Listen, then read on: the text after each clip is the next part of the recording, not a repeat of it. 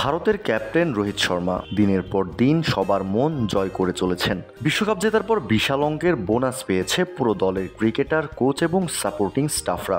সবার বোনাসের অঙ্ক যোগ করলে বাংলাদেশি টাকায় দাঁড়ায় প্রায় 175 কোটি টাকা।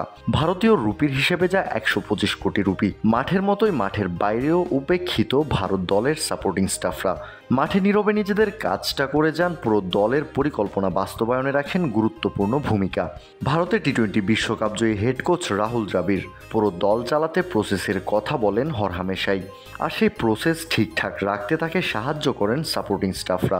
বিশ্বকাপ জেতে যখন ভারত দলের মধ্যে 175 কোটি টাকা ভাগ করে দেওয়া হচ্ছিল, প্লেয়ার কিংবা কোচরা ন্যায্য বোনাস পেলেও ক্যামেরার বাইরে যারা অক্লান্ত পরিশ্রম করেছেন পুরো বিশ্বকাপ জুড়ে, তাদের ভাগ্যে জুটেছিল মাত্র অল্প কিছু টাকা। নিজের চোখের সামনে এমন অন্যায় মেনে নেননি রোহিত। সাথে সাথেই প্রশ্ন তুলেছেন সাপোর্টিং স্টাফরা কেন এত কম টাকা পাবে। সেখানে উপস্থিত থাকা নাম প্রকাশে অনিচ্ছুক এক স্টাফ মেম্বার জানিয়েছেন এমন কথাই। যখন পুরো টাকা ভাগ করে দিয়ে দেয়া হলো, তখন রোহিত শর্মা কণ্ঠ উঁচু করে বললেন, সাপোর্ট স্টাফদের এত কম টাকা পাওয়া ঠিক না। এমনকি সে নিজের ভাগের বোনাসের টাকা আমাদের জন্য কমাতে চাইছিল। একমাত্র ওয়ালটন এসি দিচ্ছে 1 বছরের রিপ্লেসমেন্ট গ্যারান্টি এবং কম্প্রেসারের 10 বছরের গ্যারান্টি।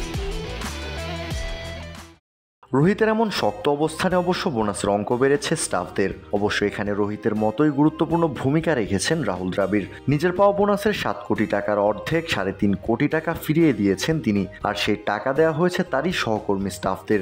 আর এতেই সাপোর্টিং স্টাফরা আর কোচরা সবাই সমান 3.5 কোটি টাকা করে বোনাস পেয়েছেন। এটাই প্রথমবার না।